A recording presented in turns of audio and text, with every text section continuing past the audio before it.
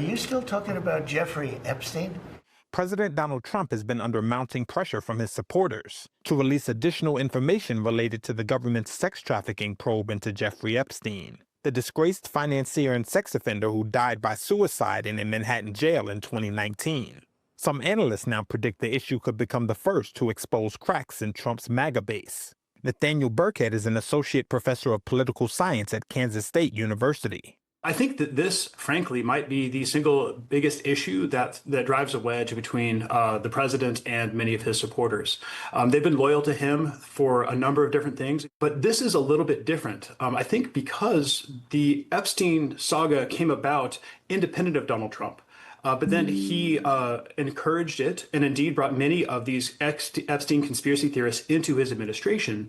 The Epstein affair has increasingly disquieted the White House after the Justice Department earlier this month concluded there was no evidence to support long-held conspiracy theories about his clients and death. As a result, some of Trump's most loyal followers became furious after his administration reversed course on his promise to release files on Epstein. With the pressure building, Trump last week said he directed Attorney General Pam Bondi to ask a court to release grand jury testimony about Epstein. Brian Uzi is a sociologist and professor at Northwestern University. I think he has some underlying reason for not releasing the information. So what's his best play? His best play is to say to his constituency, I'm going to release it. But he won't. His best play as a leader to keep the group together is to say, I will release it, but what gets released won't be what you want. Republican strategist Matt Terrell said the White House needs to be clear with Trump's supporters.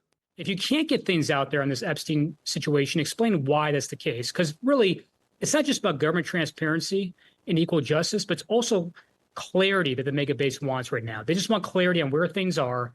As long as the administration provides that, they'll maintain the support of the mega base.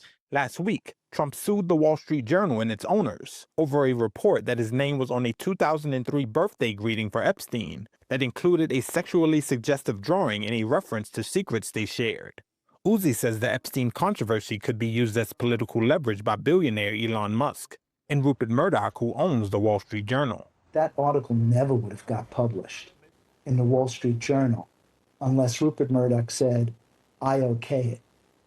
So here you have Rupert Murdoch also beginning to jockey for position to remind Trump that, now that the boogeyman has been annihilated, there's things that I want just for me. And you have to start to think about how I'm going to get that. Trump is seeking at least $10 billion in damages over the report, saying Murdoch's newspaper defamed him and caused him to suffer overwhelming financial and reputational harm.